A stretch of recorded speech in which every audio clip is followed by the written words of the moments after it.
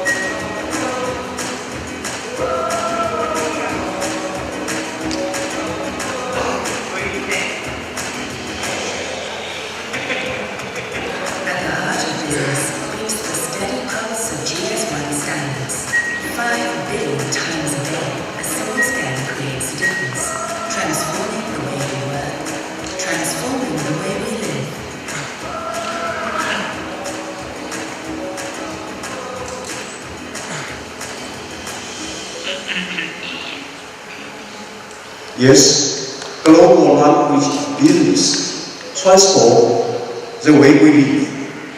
From the video, we can say GS1 standards was widely adopted in different industries. In healthcare, in FMCG, fast-moving consumer goods, in logistics, food safety, and others. GS1 is an international organization. Firstly, it was set up in USA in 1973 and to solve the problem in the grocery store with the checkout. In 1977, European Article Laundry Association was established.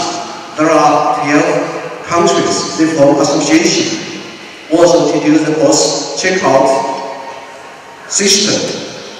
And in the year 2004, UCC and the European Association of Laundry, EAN, these two organizations combine and become one.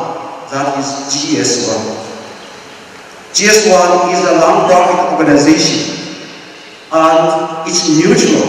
All the GS1 standards was driven by the user and governed by the board or governed by the user representatives. GS1 is global, and local. That means we have a global view but local action. GS1 is inclusive and collaborative. For inclusive, we include different kind of industries and different kind of partners. As for collaborative, we collaborate with ISO, WHO, WCO, DOD, including RIN, and IATA, as well as some other government bodies, associations. How do you understand GS1? What does it mean? We can say it's global language of business. It is global standards, also global system, global solution, and global service. GS1 provides global standard system and provide global solution and service. Here are basic information for you to know. Now, there are more than 2 million members which register for GS1 company breakfast. We located in more than 150 countries and regions. And every day, there are 6 billion sky. Of course, it's an estimation, and widely adopted in more than 25 industries. We have 112 member organizations worldwide. In China, that is GS1 China. GS1 China was established in 1988 and joined GS1 in 1991. Authorized under leadership of Xiamen, State Administration for Marketing Regulation, authorized by Ministry of Foreign Affairs.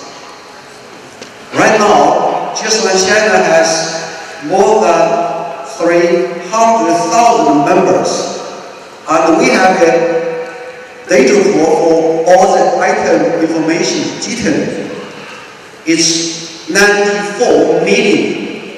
Of course, it's number one. For the members, 300,000 is also number one, as already surpassed GS1 US.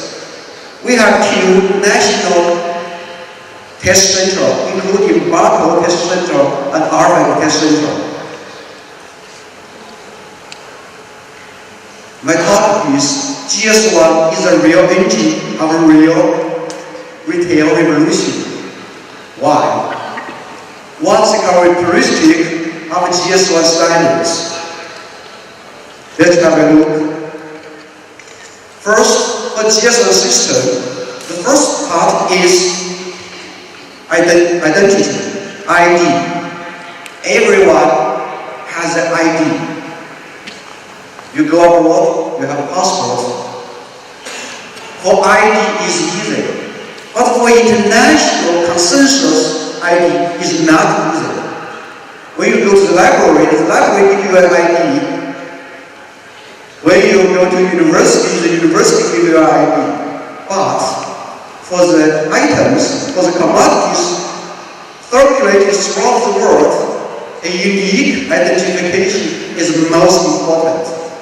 Just like I said, for each part of the water, there's a bar and a code. The code is the base, is the foundation. I have understanding barcode, bar plus code. Bar is the outside format. The code is the internal core. The bar changed when the code is different. And the code is transmitted when you scan the bar.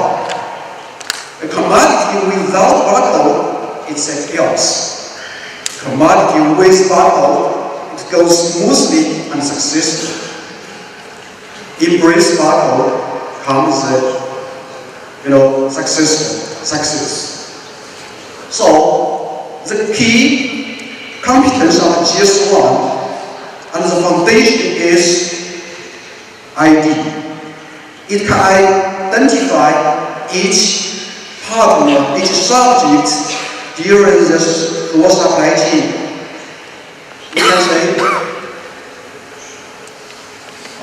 I did explanation.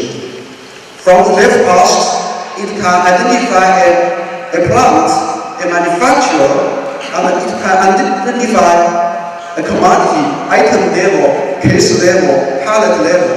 It can also identify the tracks as a GIAI, Global Identifier Assets, and also to identify the GL when the commodity or the item is moved to the distribution center, we can identify the distribution center to the final consumer.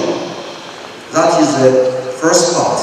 Second part is about capture. When you code an object, that's the first step. Second, you need to encode the information into a carrier. You can choose linear barcode, 2D barcode, or RFID.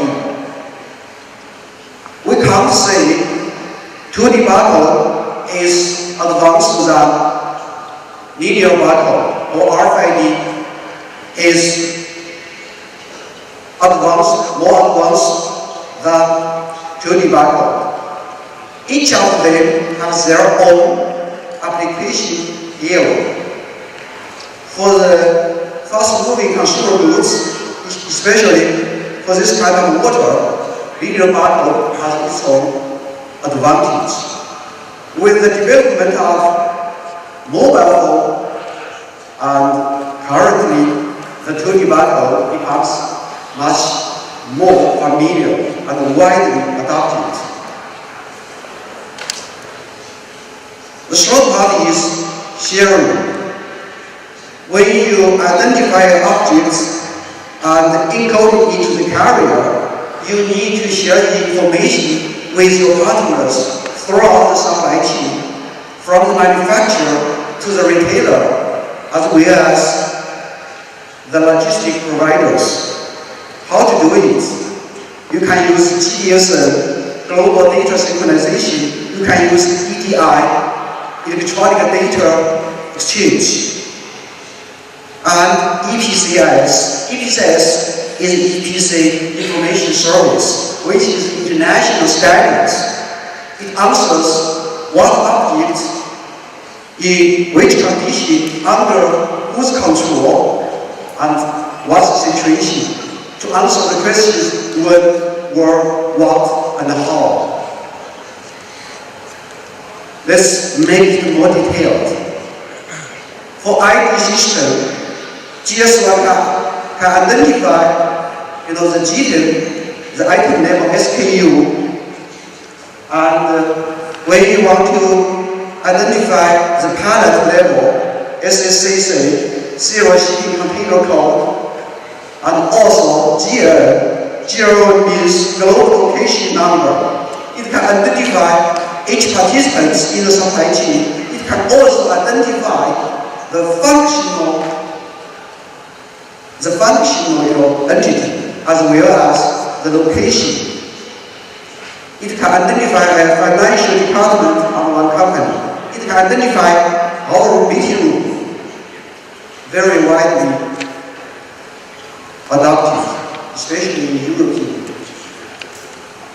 For GSRN, Global Service Relationship Number, when the patient enters the hospital, you will have a wristband. It will identify you when you stay in the hospital to finish the whole process. This are only to identify the object. And in addition to that, GSR standards can identify more. It can identify, the batch number, the serial number, the weight, and some others. In this way, we can give you the identification of the object as well as the master data. Here are the codes.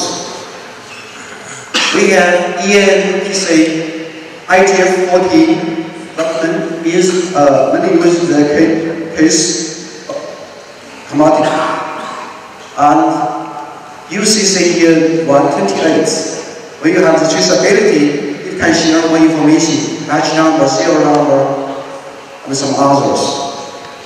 Also, just a data bar, you can see in Walmart, we buy after there's a data bar is fruits. For 20 barcode, everyone was using it. We do online shopping, and RFID, our topic, are real. So here comes a combination of RIM and GS1. RFID is one carrier of GS1 ID system. The last part of the GS1 structure is sharing. GS1 standard sharing. I mentioned we have GDSN. For example, the Walmart in USA, they want some information on Mengniu. That's a direct company in China. Mengniu need to synchronize the direct product information to Walmart through GDSN network, as well as EDI and EPCIs. In my own understanding, GS1, the most powerful power is international and throughout the supply chain. Every company can encode his own code, but when your products goes out beyond your own company, you will be in trouble. So I summarize 4 sentences. International code or global code travels all over the world. Internal code travels trouble. Without code, it makes you anxiety. And some bad code, it will bring harm to the whole world. What should we do?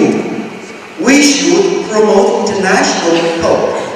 We should change the internal code. We should encode the products without code, and we should kill the bad code. During GS1 standards application in the retail history, first, it solves the problem of the grocery, but with the development of the ports, especially China in the 1990s. The supermarket, the department store, they are booming, and which brings the first revolution to the checkout system, to the retail. And it saves labors, it enhances your experience when you buy the goods in the supermarket. Especially, let's back to more than 20 years ago, it makes you happy. Right now, it becomes very common. That's the first revolution of GSO standards for the retail, the supermarket, and the department store.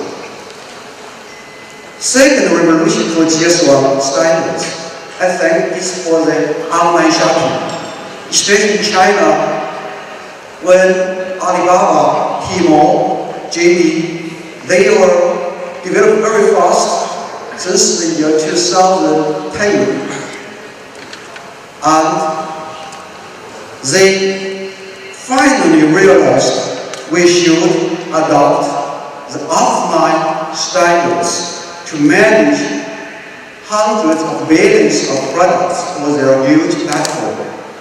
Alibaba go to GS1 China to discuss. They call they have more than 1 billion SKU in their platform. How to manage it? They are very headache. How to do it? We said, you should also adopt the GS standards. Not only Alibaba, in China, WeChat, Alibaba, JD, Suning, Baidu, eBay, all others, they are big stakeholders for the e-commerce. All of them signed strategic cooperation with GS1 China to adopt GSO standards. For example, in China, when you scan the barcode with the WeChat first checks the item information in its own database. There is no information. It will link to our GS1 China database to find what's the correct information, because consumers are concerned about the commodities information for the safety shopping. This is the photo GS1 China signed strategic cooperation with Alibaba Group. The next slide is with JD and also with eBay. Currently, eBay in China, the GSO standards adoption is less than 20%. Why? Because a lot of business partners for eBay were sellers. They didn't have their own products. But when they do business with eBay USA, they meet some trouble. So we signed collaboration to improve the percentage of GSO standards adoption in their products. Our goal is to reach 50% in the coming years. That's the e-commerce. Second revolution. The third revolution for GS1, I think, that is omni-channel or new retail, which was forwarded by this name by Jack Ma, the chairman of Alibaba Group. Online and offline, they should combine each other in this way to better service their consumers. In the past years, the online business developed huge, very sharp increase. And the traditional offline, they face a lot of troubles. But in the recent years, things are changed. Online and offline, they are embracing each other. We can say Hema and Selfridge and some other new retail stores. They are showing us what's in new technologies, AI, IoT, big data. They are changing our lives. Digitalization becomes more and more important. GS1 is data, is code, also standards. We can say the combination of JD, Walmart, Alibaba, and Ultimate. Online and offline, they are shaking hands each other. They are embracing each other. We need you, you need me. We should develop and strengthen ourselves strength. Here's an example of GS1 standards. In apparel industry, our next speaker coming from Catholic, I think the next speaker will make more detailed introduction. That is GS1 standards, EPC Archival 10.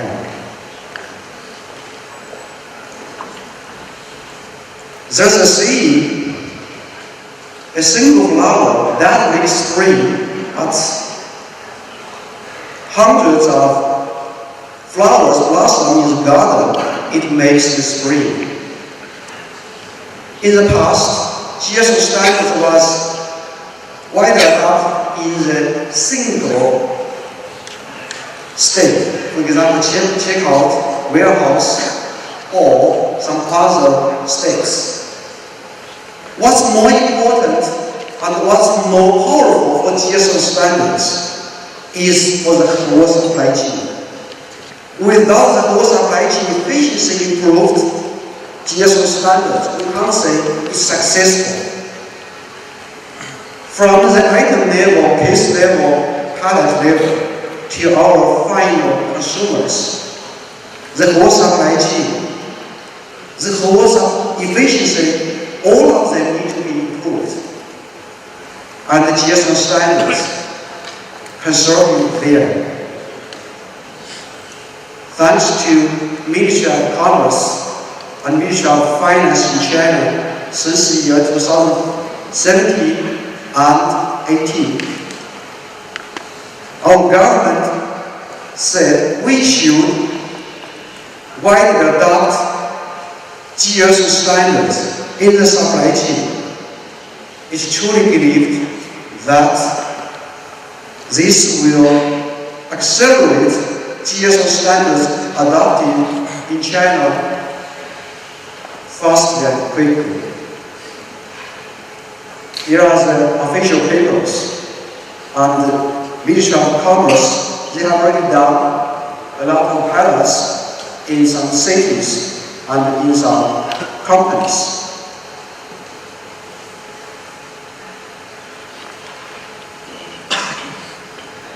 This is for the whole supply chain. We can say from the production, logistics, distribution to the store, it tells you in each step you have a lot of work to do. For manufacturing, how you collaborate with your upstream partners. For the manufacturing, how you collaborate with your solution provider to the next state. And for the logistic providers, how you can reduce the cost and more efficiently when you come to the distribution center and to the final end, to the supermarket, to the convenience store. How to do it? We have a lot of work to do. For the supply chain, even in the whole world, it's still on the way. We can say there are some new concepts and new technologies used to do it. But for the average and for the whole community, the supply chain's efficiency is still comparatively low.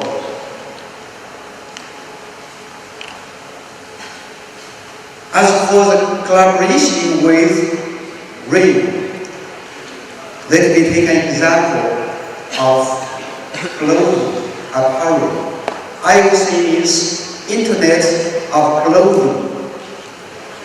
GS China has a strategic cooperation with Haier Group. Haier is a home appliance manufacturer. Most of their products are refrigerator, washing machine, air conditioner. They would like to use the RFID technology to maintain and to provide a better service.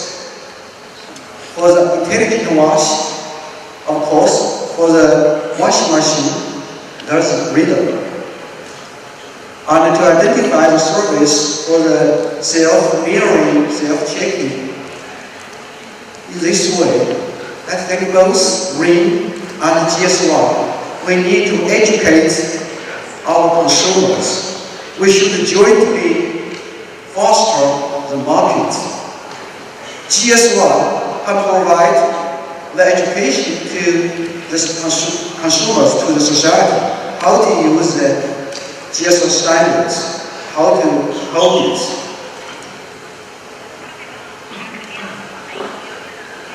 You can say from the washing side to the care, to maintain, to match to the consumer, and from the clothing side, from the design manufacturing, the logistics to sales, we need to use the new IoT technologies. We should provide the technology solution, platform solution. Of course, we need to have the data analyze skill to capture the consumer's consuming habits and to provide the better service for her. Of course, we need to have good scenario. I think for the IoT, Internet of Clothing, they are making a good scenario. Finally, GS1 and RIN, we should shaking hands together to do it and make it more successful. GS1 can provide the standard service and, for example, the blockchains and others. Thank you for your attention.